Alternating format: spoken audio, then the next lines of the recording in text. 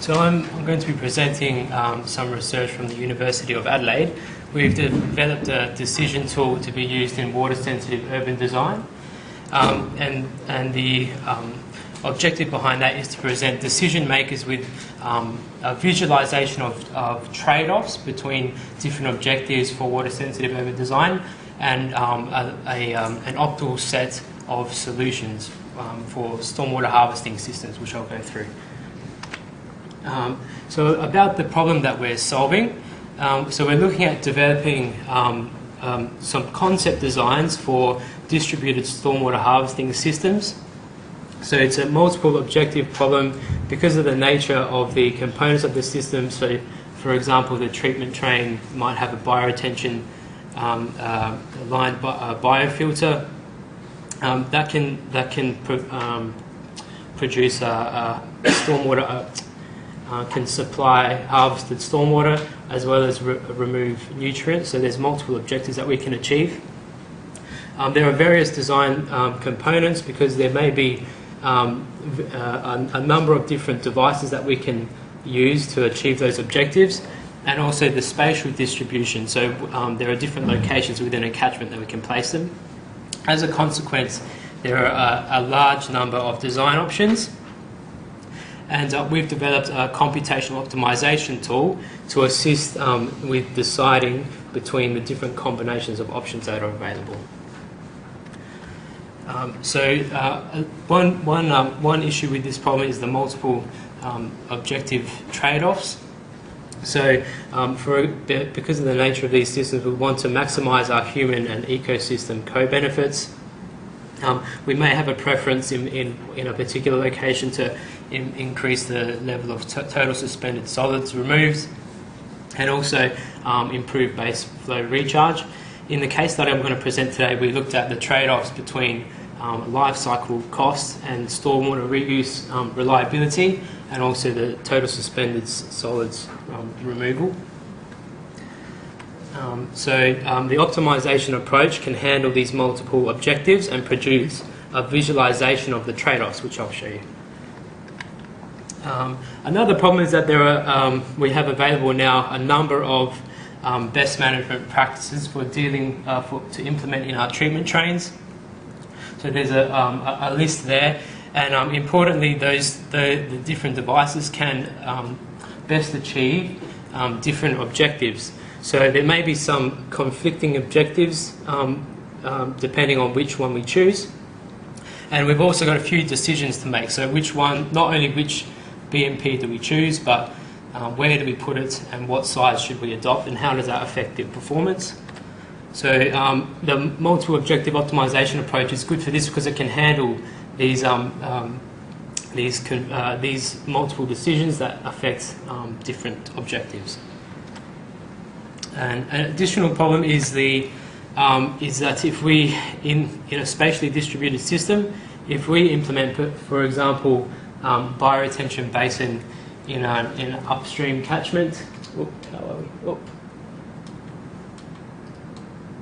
In an upstream catchment, it can affect the load, the pollutant load, and the flow reaching the downstream catchments, which affect our decisions about which how we deal with water and runoff in those lower reaches.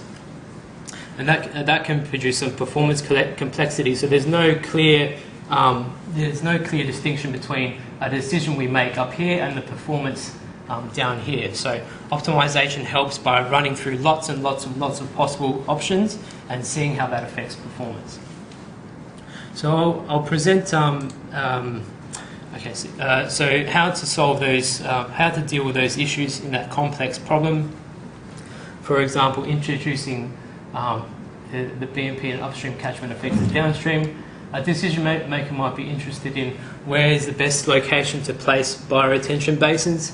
Should we have them in a central location or distributed throughout a catchment?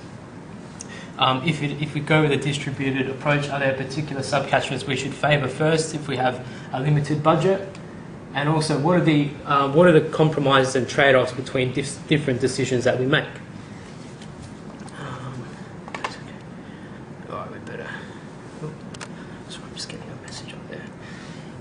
So that makes is another case for why we've adopted an optimization approach here.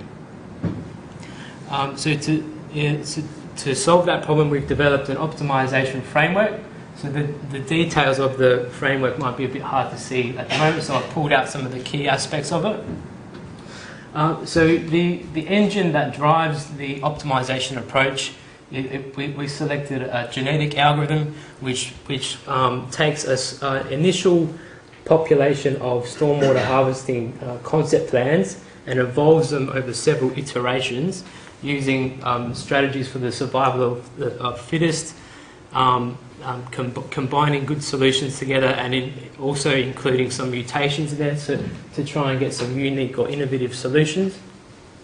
And that repeats for approximately 1,000 iterations. So by the end of that process, you get a set of solutions that are optimal with respect to one or more objective, and they are low cost for high performance. And importantly, in this framework, we noticed that music was taking approximately 12 seconds for every simulation. So there were 20,000 in total evaluations that we needed to take place. So 20,000 evaluations at 12 seconds was infeasible for us. So we needed a strategy to limit the number of music function calls. And we did that by including what's called a model preemption strategy. And that just simply assesses the solution that the algorithm generates, assesses whether it's likely to be a good option or not, and if not, it applies a penalty and moves on. And if it's a potentially good solution, then we evaluate it. So that saved about 90% of the computation time, which allowed us to carry out more scenarios and more experiments. So the result of that is a set of optimal stormwater management plans, and also an ability to visualize the trade-offs between them, which can be useful for decision makers. Okay.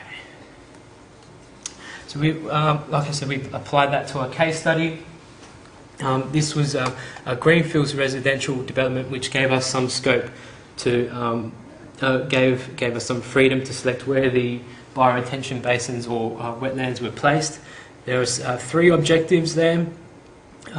The decision variables were the type of best management practice, so wetland at a precinct scale, bioretention at a precinct scale, and also bioretention devices distributed throughout 4 sub-catchments we had.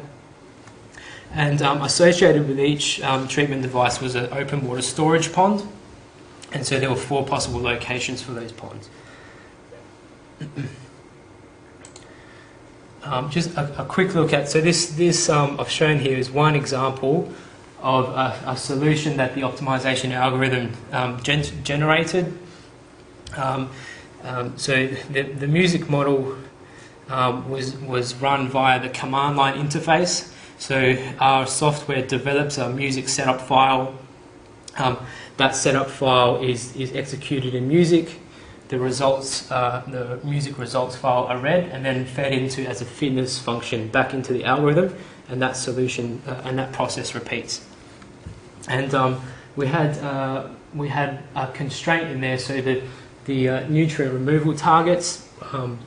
Once music was run and the results were evaluated, if the system didn't meet those targets, then a penalty was applied to it and it was removed from the optimization set. Okay. So we'll have a look at one set of the results that we came up with. So, like I mentioned, one of the benefits of the optimization approach is that it produces all of these solutions, and the solutions are optimal with respect to one or more objective, so we can visualize trade-offs between the objectives. So these 9 plots here, each one represents one location in the system, and the pinker the point is, it means more surface area for that particular device was adopted at that area. So this is a way to link the design decisions that we make with the performance in the system. So just one important point there is that we tended to favour, so there's pinker regions here for bioretention basins in the central locations in the system, compared to distributed regions which are not as pink. And also where we did adopt a distributed bioretention basin, it tended to be in areas where there was a high impervious fraction. So that can be useful knowledge for someone considering bioretention bases in distributing it throughout at the cluster scale. And we also found that as we increased the demand, there was a forcing condition to distribute our stormwater harvesting systems throughout the catchments to increase their capacity because of limited space at the catchment outlet. A very quick business case for adopting a method like this. So for 24 to 72 hours of computation time, even if you get a bare minimum of 10% improvement in cost and pollutant removal, that can equate to a $200,000 present value saving for a system like the one in the case study. So I think that's probably a good or something to consider.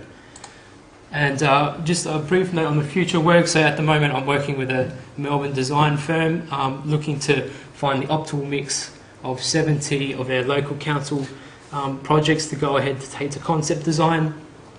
Another key thing I mentioned before, the computational runtime was really an issue with, especially with music.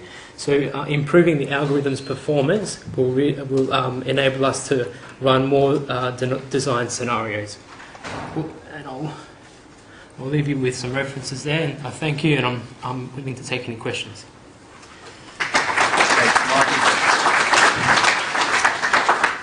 Do we have any questions for Michael? Yes, we do, right up the back.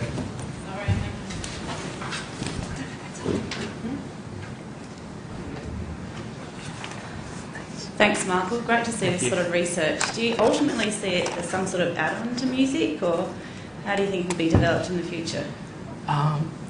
So I believe there's a tool that eWater's developed called Insight. I'm not sure where the development of that is, but it is a plugin for optimization for music.